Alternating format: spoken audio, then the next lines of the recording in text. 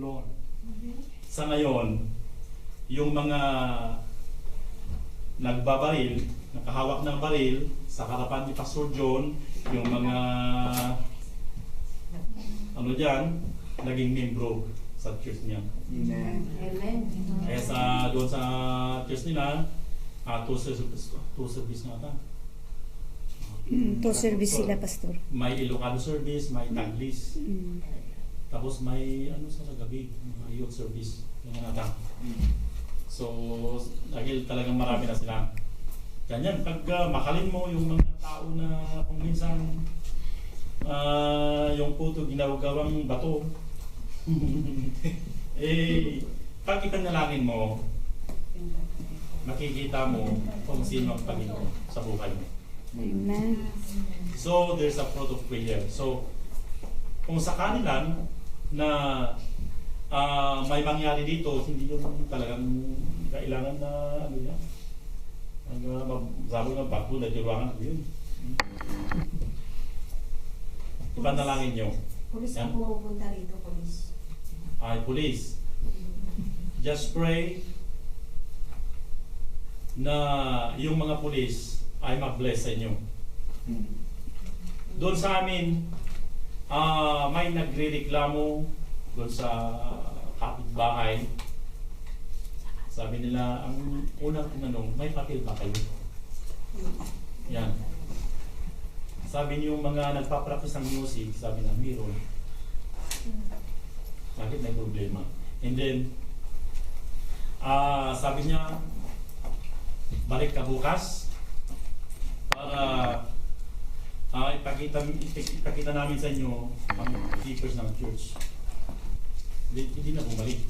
Ang dami nagreklamo sa, kung minsan nagreklamo sa owner ng church, sabi nila hanggang 12 o'clock. Inireport nila hanggang 12 o'clock. Pero sa gabing yon hanggang 9 o'clock lang.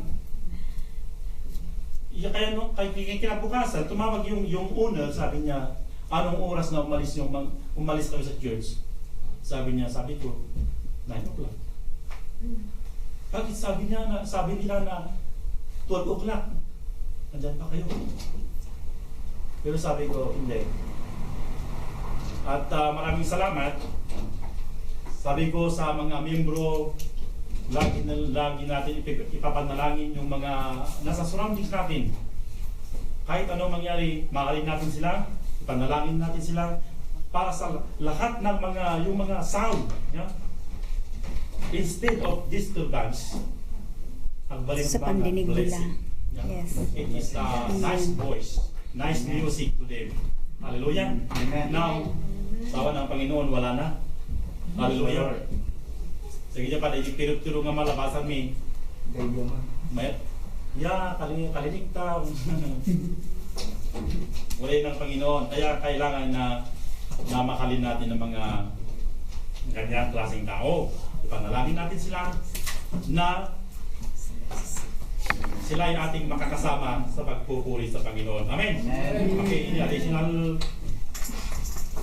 Wala na, Pastor. 5 minutes lang. Thanks. Okay. One is the spirit, ito yun. Biblagang, ano ito, spirit, it refers to the Holy Spirit. Yeah? It means the use of spiritual gift. If we are talking about Holy Spirit in our lives, in this part, it refers to the po natin yung spiritual gift. So, there is a gift of Holy Spirit. Nabasa niyo ba? Okay. Spiritual gift. In the tayo in yieldedness in spirit in all the life in conduct. Galatians chapter 5 verse 22 to 23. Makikita natin doon ang bunga ng Espiritu Santo sa ating buhay. So our lives, kailangan na makikita yung bunga ng Espiritu Santo sa ating buhay. Hallelujah.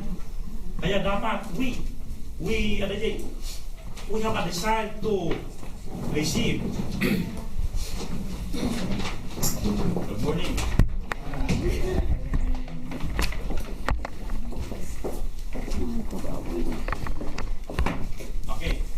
design na yung ma-receive natin yung gift of Holy Spirit sa ating buhay. Paano yan? Okay. Kailangan natin na ma-receive yung baptism of Holy Spirit. Yan. Kung sino bang hindi nabaptize ng Holy Spirit, you must kailangan yon sa ating buhay. So that our spiritual growth is not limited. The Christian who are not yet received the baptism of Holy Spirit, okay, under yung mga spiritual growth, but the spiritual growth is limited. So, kailangan na magkaroon ka ng desire. So, after water baptism, it says baptism of Holy Spirit, and then ang buhay natin, makikita natin, mararamdaman natin mismo sa buhay natin na may pagbabago. Diba? Kung minsan, I know, this is my experience. Nung hindi ko pa natanggap, talagang, ayun, halo, yung pagtayo dito sa harapan, parang may malaria. Yan. Kailangan ng bufang. Yan.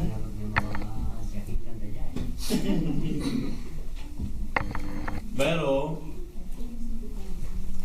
pag inalaw mo yung Holy Spirit na maghahari sa iyong buhay, dito makikita mo, mararamdaman mo mismo sa buhay mo na may nagilang pagbabago sa iyong buhay. Hallelujah. Kaya kailangan magkaroon tayo ng desire para alam natin kung ano ang sinasabi natin. Iba kasi pag napapakinggan mo lang eh. Pag napipakinggan mo lang, kung na-experience mo, iba eh. Oh. Pwede mo sabihin, sabi ko ito dahil naranasan ko. Hindi yung according to the testimony of Sister Gan. Hangiras dyan, ya? But iso nga, di ba? Ano dagiti ang karigagay nga umay dito yung Greece. There are many pastors. They want to come here in Greece so that we will preach yung sigurado. In Thessaloniki like this. Nga, ano na. Nya? Siyempre, mo nakita, ano ko lang. Oh. That's why. So nga, maikmot ni Pastor Villita, dato yung Greece, ang ano. Hallelujah. Okay, adapay. So, 2 minutes. Medyo ba? Okay. Pastor, gusto ko lang magdagdag doon sa sinabi mo doon sa Galatians 5:22 na kung ang banal na espiritu ay nasa atin na, kung natanggap natin ang banal na espiritu at nasa buhay natin, ay magkakaroon itong mga bunga, nandoon yung joy. Ang talagang mga Christian na talaga, nandoon sa kanila yung joy, nandoon yung love, nandoon yung may kapayapaan, nandoon yung long suffering. Kahit gaano ka man idinadakdak ng inyong kapatid, nandoon pa rin sa iyo ang ano yun? Kagalakan. Doon pa yun, peaceful ka pa rin, self-control. Ito ang dapat na manatili sa atin kung tinanggap na natin. At nandito na sa atin ang banal na espiritu na siya ang Hahari sa ating buhay. nag-lift up sa atin. Amen? Kaya dapat na ito ay maranasan natin nasa atin para maramdaman natin kung gaano talaga ang mag-serve sa Panginoon na mawala yung mga natin, even our conversation. Kasi may sinabi ng kapatiran sa inyo, huwag mong idakdak sa iba, hawakan mo na yan.